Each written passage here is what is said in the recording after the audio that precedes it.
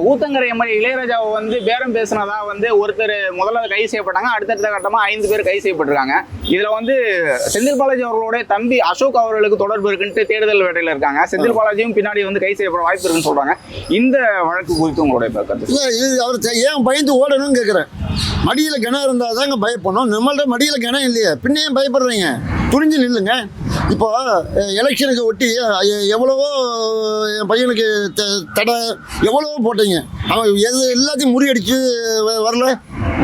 அதே மாதிரி நான் என்ன தொடாதீங்க, தொட்டால் வேற மாதிரி போயிடுவேன்னு சொன்னதுனால அரசியல் நான் கண்டிப்பாக சிஎம் ஆவேன்னு சொல்லி வாக்கு கொடுத்தது. அதே மாதிரி மக்களும் அந்த வாக்கை நிறைவேற்றினாங்கல்ல. அதே மாதிரி இவரும் நாங்கள் கரூரில் அப்படி நாங்கள் தாதா நாங்கள் பெரிய ஆள், எங்களை விட்டா ஆளே கிடையாது. நீங்கள் இப்போ மக்கள் என்ன பண்ணலாம்? காரி பூசி ஒரு எம்எல்ஏவை வந்து திமுக தரப்புலேருந்து வந்து பேரம் பேசி வாங்கினா கூட அவங்களால ஆட்சி அமைக்க முடியாது. அதையும் அவங்க செய்ய போறாங்கன்னு நினைக்கிறீங்க? அப்படி கிடையாது. ஒரு ஆளை நீங்கள் இப்படி இடம் போடுறீங்க. ஒரு ஆளை வச்சு 10 அடிப்பாங்க, 10 வச்சா 100 அடிப்பாங்க. அவங்கள பற்றி நமக்கு தெரியாது. இத்தனை வருஷம் அரசியல் இருந்திருக்கும், நமக்கு தெரியாது. முதல்ல ஒரு கல்ல பிடிங்கி அசைதான் பார்ப்போம், அடுத்த கல்லு தானா இறங்கிடும். அதுக்கு தான் முயற்சி பண்றாங்க. அதுவும் தோத்து போச்சு. இல்ல இந்த பக்கம் வந்து திமுகவுல ஒருத்தர் வந்து கூப்பிட்டாருன்னா அது பேரம், அதனால வந்து கை செய்யணும்னு சொல்றாங்க. ஆனா அதிமுகவுலயும் மற்ற கட்சியில இருந்து வரக்கூடியது வந்து அவங்களா வராங்க. அவங்களா வரதுக்கு வேற, நம்மளா போய் வாலண்டியரா கூப்பிடுறது வேற. புரியுதுங்களா? கட்சி புதுசா ஆரம்பிச்சு ரன் பண்ணி ஓடிட்டு இருக்கு. அதை போய் நிப்பாட்டணும்னு பாக்குறேன். இப்படி இன்னும் மிச்சவங்க தானே வராங்க. அவங்க மன இஷ்டம், அவங்க வராங்க. நீங்க ஏன் டிபெண்ட் பண்றீங்க கேக்குறாங்க. நேத்து சிடிஆர் அவர்கள் சொல்லியிருந்தாங்க ஆட்சி கவிழ்க்க சதி அப்படின்னு சொன்னாங்க. அந்த அளவுக்கு சாத்தியம் இருக்காங்க. அதுதான் ஒரு 4 நாள் முன்னாள் முதல்வர் சொன்னாரு, 3 மாசத்துக்குள்ள கண்டிப்பா நான் கவுச்சே காமிப்பேன் அப்படின்னாரு. இது என்ன பாத்திரமா? இது என்ன பாத்திரமான்னு கேட்கக்கூடிய வாய்ப்பு இருக்குன்னு சொல்றாங்க. எங்க இப்படிதான் முதல்ல வரமாட்டார்.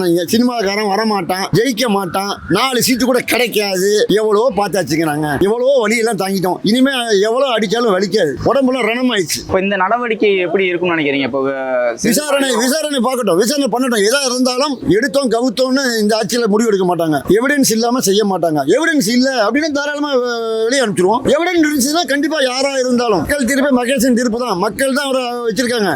மக்கள் தான் அவர். இப்போ நம்ம அவர் வந்து சிஎம்மா பார்க்கல, மக்களுடைய மொத்த உருவமா அவரை பார்க்குறோம். அதனால அவளை ஈஸியா எடுக்க மாட்டாரு. கண்டிப்பா நம்பிக்கை இருக்கும். சொன்னாங்க நேற்று வந்து நாங்கள் வந்து செந்தில் பாலாஜி தம்பி அரெஸ்ட் பண்ணிட்டோம், கைது பண்ணிட்டோம், செந்தில் பாலாஜி தேடிட்டு இருக்கிறோம். இது மாதிரி வந்து தாபாக்காவோட எம்எல்ஏகளுக்கெல்லாம் பேரம் பேசி 50 கோடி ரூபா பேரம் பேசி 15 கோடி ரூபா அட்வான்ஸ் கொடுத்தாங்க எல்லாம் சொன்னாங்க. இது யூடியூப் சேனலில் வந்து வரவங்களும் ஒரு 3 பேர் கைது பண்ணுறேன்னு சொல்லிட்டு வந்துருக்கு. இப்போ அசோக்கிட்ட கொடுத்தது பேசுனது எந்த ஆதாரம்? இப்போ ஆதாரம் வெளியிட சொல்லுங்க. நான் எதுக்காரத்தில் இந்த வருண்குமார் வந்து வெள்ளரிக்கை விடுறேன்ல பேசுனது ஆடி இருக்கும்ல, வெளியிட சொல்லுங்க. ஆதாரம் இல்லாம கைது நடவடிக்கை எடுப்பாங்களா? அதெல்லாம் வந்து அதிகாரத்தினுடைய உயோகத்தின் அடிப்படையில் அதெல்லாம் வந்து சாதாரண விஷயம். நீ வந்து 3 பேரை கைது பண்ணல, அப்போ வந்து அவன் செந்தில் பாலாஜி தம்பி பேசினான்னு சொல்லிட்டு அப்போ அந்த எம்எல்ஏ கூட்டு கேள எந்த பேசினான்னு சொல்லிட்டு எம்எல்ஏ பேட்டி கொடுக்குது. அவர் புகார் கொடுத்த பிறகு தானே இந்த நடவடிக்கை எடுக்கிறாங்க. அதெல்லாம் கிடையாது. இவங்க வந்து சும்மா அவங்க அந்த எந்த எம்எல்ஏ பேட்டி கொடுத்துருக்காரு?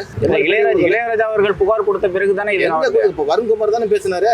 அப்போ வருண்குமார் பேசும்போது அந்த இளையராஜா நிக்கணுமா இல்லையா? அவர் நிக்கலையே. அவரு பக்கத்துல யார் நிக்கிறா? பேட்டி கொடுக்கறது புகார் கொடுக்கிறதுக்கும் வித்தியாசம். புகார் கொடுக்கும்போது நேரம் என்கிட்ட வந்து பேசினாங்க, என்கிட்ட பேரம் பேசினாங்கன்னு சொல்லுங்க. அந்த விசாரணை அடுத்த கட்டமா போகும் இல்லை. இப்ப இது வந்து செய்வது சரியா? ஏன்னா ஆட்சியை கவிழ்ப்பதற்கான ஒரு சதி அப்படின்னு ஆட்சியே கிடையாதுங்க. சிடிஆர் அவர்கள் நேற்றைக்கு சொல்லும் போது இந்த மாதிரி எம்எல்ஏக்களை வந்து பேரம் பேசுறது வந்து சரியா அப்படின்னு கேட்கறாங்க. ஆட்சியே கிடையாது. இது கவுந்தானா இருந்தாங்க. என்ன திட்டத்தை போட்டிருக்காங்க, என்ன திட்டம் செயல்பட்டு என்ன நடந்திருக்கு? திராவிட முன்னேற்ற கழகம் போட்டு தானே நீங்க பண்ணிட்டு இருக்காங்க. 2500 ரூபாய் கொடுக்குறேன்னு சொன்னார், கொடுத்தாருங்களா? எனக்கு அவகாசம் ஒரு 6 மாசம் அவகாசம். எதுக்கு 6 மாசம் ஆகுது? நீ புதிய 2021லயும் அனைத்து மகளிருக்கும் 1000 ரூபான்னு சொன்னது வந்து 2021ல சொல்லிட்டு 23ல தானே செயல்படுத்தினார் ஸ்டாலின் அவர்கள். என்னன்னு கேளுங்க. அது ஒரு புதிய திட்டத்தை வந்து உருவாக்கும். அதுக்கு வந்து வருவாய் எங்க இருந்து வரணும்? இன்னும் பட்ஜெட்டே போடல. இந்த அரசுல வந்து பட்ஜெட்டே போடல. எங்க இருந்து வருமானம் வருது, எங்க இருந்து வருவாய் வருது, எந்த வருவாயில இருந்து இது தூக்கி தனியா போடணும், இதுக்கு ஒரு ஐஏஎஸ் நியமனம் பண்ணணும், இதுக்கு ஒரு துறையை உருவாக்கணும், இதுக்கு ஸ்டாண்டர்டா வந்து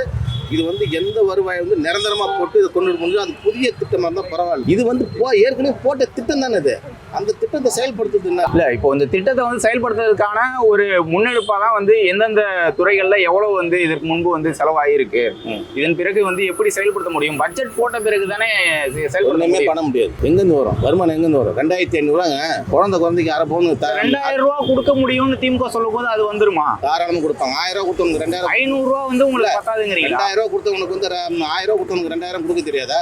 புதுமை பெண் திட்டத்துக்கு 1000 ரூபாய் கொடுத்தவங்களுக்கு முதல்வன் திட்டத்துக்கு 1000 ரூபாய் கொடுத்தவங்களுக்கு, மகளிருக்கு மாசம் 1000 ரூபா கொடுத்தவங்களுக்கு இது 2000 அப்ப கொடுக்க நீங்க 2 மடங்கு வந்து கொடுத்துடலாம்ன்றீங்க, ஒரு அரை மடங்கு தானே, 500 ரூபாங்கிறது வந்து கொடுக்க முடியாதுன்னு எப்படி சொல்றீங்க? கொடுக்கவே முடியாதுங்க. கொடுத்தா நான் கேட்டுங்க, இதே இடத்துல நான் பேட்டி கொடுக்குறேன், கொடுத்தா கேளுங்க, கொடுத்துட்டாங்கன்னு கேளுங்க. கொடுக்க முடியாதுங்க. அரை பவுன் நகை, குழந்தை பிறந்தா அரை பவுன் நகை கொடுக்குறானா? கல்யாணம் பண்ண தாய் மாமன் சீரன்னு சொன்னாரு, 1 பவுன் நகைன்னு சொல்றாரு, பட்டு வேசி பட்டு சட்டை கொடுக்குறேன்னு சொன்னாரு, எல்லா சீரும் கொடுத்துருவாரா? கும்மிடிப்பூண்டிலேருந்து கன்னியாகுமரி வழி எல்லா பஸ்ஸும் ஃப்ரீனாரு. ஏற்கனவே டிரான்ஸ்போர்ட் நஷ்டத்தில் ஓடுன்னு சொல்லிட்டு இருக்கிறேன். 10 லட்சம் கோடி கடை இருக்குது, எல்லாம் தொடச்சி வாரிட்டு போயிட்டாங்கன்ற. 10 லட்சம் கோடி கடை வச்சிருந்தாக்க எப்படி அந்த எலெக்ஷன் முடிஞ்சு வர வரையும் எப்படி அரசு அதிகாரிகளுக்கு சம்பளம் போட்டாங்க? எல்லா ஊழியர்களுக்கு சம்பளம் எங்கேருந்து வந்தது? கடன் இருக்குதானே? கடை வளர்ச்சி இருந்திருக்கிற என்ன திட்டம் செய்யல? 11 கிலோமீட்டருங்க கோயம்புத்தூர்ல பாலம் கட்டிருக்காங்க. கிண்டியில வந்து இன்னைக்கு பன்னாட்டு மருத்துவமனை 10 லட்சம் ரூபாய் பெரிய மருத்துவமனை பார்க்கலாம், அவ்வளவு செலவு பண்ணிருக்காங்க. அதெல்லாம் தாண்டி மக்கள் வந்து வாக்கு செலுத்தி வெற்றி பெற்றிருக்காங்க. இப்போ நீங்க வந்து இன்னொரு கேள்வி, எல்லாமே நல்லா கேட்டுங்க.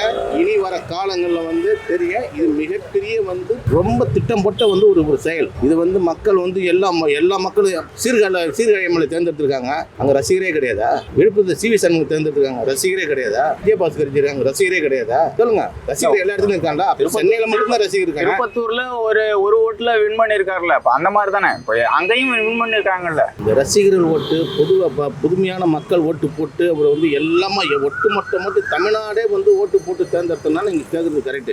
இது வந்து இவரால் எது ஒரு நடிகன்ற ஒரு பிம்பத்தை மட்டும் வச்சுக்கிட்டு ஒரு மாற்றத்தை உருவாக்கணும். என்ன மாற்றத்தை நீ உருவாக்குவோம்? எல்லா மாற்றத்தையும் உருவாக்கியாச்சுங்க. இப்போ இன்னொரு கேள்வி வந்து, இப்போ கூட்டணி கட்சிகள் வந்து திமுக கூட்டணியில் இருக்கக்கூடிய கட்சிகள் வந்து தாவேகாவிற்கு ஆதரவு தெரிவிச்சிருக்காங்க. ஒரு சில கட்சிகள், கம்யூனிஸ்ட் கட்சிகளை தாண்டி நேற்றைக்கு வந்து கட்சி தலைவர்களை சந்திச்சிருக்காரு. இந்த கூட்டணி குறித்தான அடுத்த கட்டமாக தாவேகா கூட்டணி குறித்தான பேச்சுக்கள் போயிட்டு இருக்கு. இது எப்படி பாக்குறீங்க?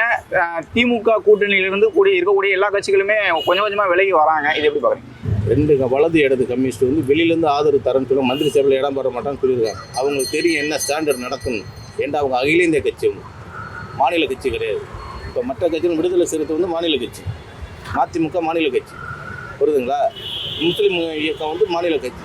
அவங்களுக்கு வந்து இந்த மாநிலத்தை மட்டும்தான் அவங்க கணக்கு போட்டு போகிறாங்க. கம்யூனிஸ்ட் கட்டு அகில இந்திய ரீதியாக வந்து என்ன நடக்கும் என்ன நடக்காதுன்றது அவங்க தெரியும். நாளைக்கு எது வேணாலும் நடக்கலாம். இந்த ஆட்சி 5 வருஷமும் இருக்கலாம், இல்லை 6 மாதத்துலையும் போகலாம். இது வந்து தெரியும். அதை கணக்கு போட்டு தான் வெளியிலேருந்து ஆதரவுன்னு சொல்லியிருக்காங்க. தவிர அப்படின்னா விடுதலை சிறுத்தையில் வந்து நீங்கள் அமைச்சரோட இடம் பெற்றிருக்காங்க இல்லையா, இஎம்எல்ஏ இடம் பெற்றிருக்காங்க இல்லையா, இவங்க போய் இடம் பெற்றிருக்கலாமா? ஏன் பெறல? அவங்களுக்கு தெரியும் என்ன நடக்குன்றது அவங்க தெரியும். அதனால தான் வந்து அவங்க இடம் பெறல, ஆதரவு வெளியிலேருந்து ஆதரவுன்னு சொல்லியிருக்காங்க. இந்த காலத்திலே வந்து திராவிட இயக்கம் இல்லைன்னா தமிழ்நாட்டில் வந்து இன்னைக்கு இப்போ உங்களை மாதிரி இளைஞர்கள் என்ன மாதிரி உள்ளவங்க யாருமே வந்து நடமாட முடியும். இந்த நடமாட்டத்தை வந்து உருவாக்குனீங்க திராவிட இயக்கம் மட்டும்தான். திராவிட இயக்கம் விதைத்த விதை தான் இன்னைக்கு ஒவ்வொருத்தரும் இன்னைக்கு இந்த பூமி நின்று வளர்ந்தது. ஒரு சமத்துவமான மனிதர்கள், சமமான மனிதர்கள், ஜாதி மதம் இல்லாமல் எல்லாருமே வாழணுன்ற வந்து ஒரு வாழணுன்ற ஒரு நிலைப்பாட்டை உருவாக்குனது வந்து திராவிட இயக்கம் தான். மற்றபடி எந்த இயக்கம் கிடையாது. அப்படி ஒரு சூழ்நிலை வராது. Okay sir, thank you.